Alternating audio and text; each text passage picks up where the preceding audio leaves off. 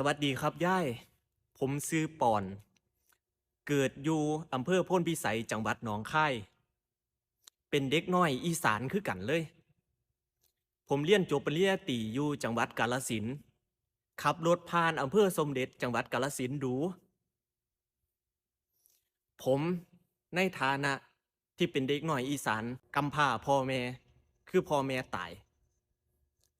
ถึกย่ายเลี้ยงมาแต่น้อยก็เลยผูกพันกับย่ายที่สุดหักย่ายที่สุด เป็นคนดีกตัญญูรู้คุณใดก็ย้อนย่ายเป็นแบบอย่างนี่คือรูปย่ายผมอายุ77 78อายุก็น่าจะใกล้เคียงกันกับย่ายนั่นละตอนนี้ผมก็อายุ28ผมเดาว่า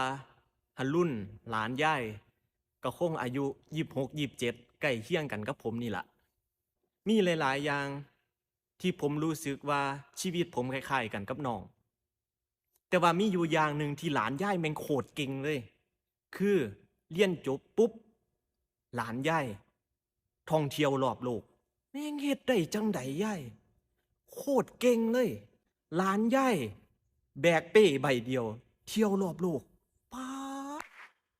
โคตรเก่งเฮ็ดได้จังใดผมเห็นคลิปหนึ่งที่รุ่นพาย่ายไปเที่ยวทะเลอยู่บางแสน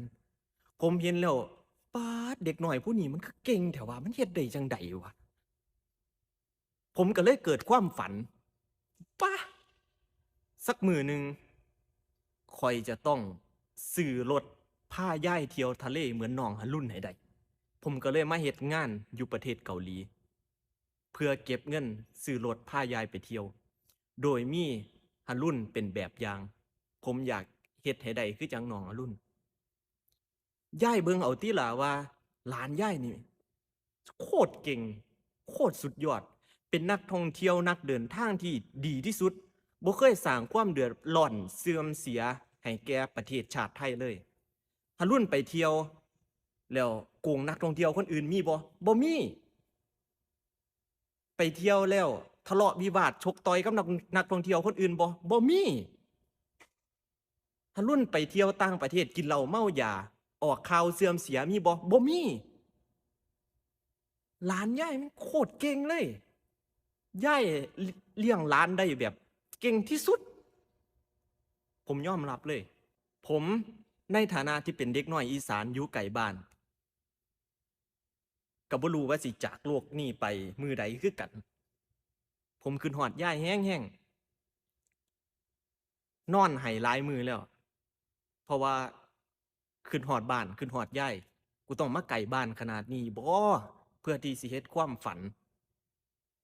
หาลางเทื่อก็ถูกให้ถูกด่าแต่ว่าก็ต้องอดทนสู้ต่อไปให้ได้ผมอยากจะเป็นกำลังใจให้ย่ายเด้อครับ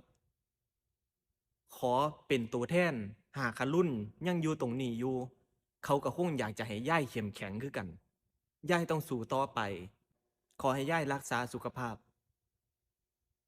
แล้วก็ยิ้มให้ได้ถึงแม้บ่อยากยิ้มปานใดก็ต้องยิ้มให้ได้หันผมกลับบ้านมื้อใดผมสัญญาว่าผมจะไปเยี่ยมย่ายเด้อ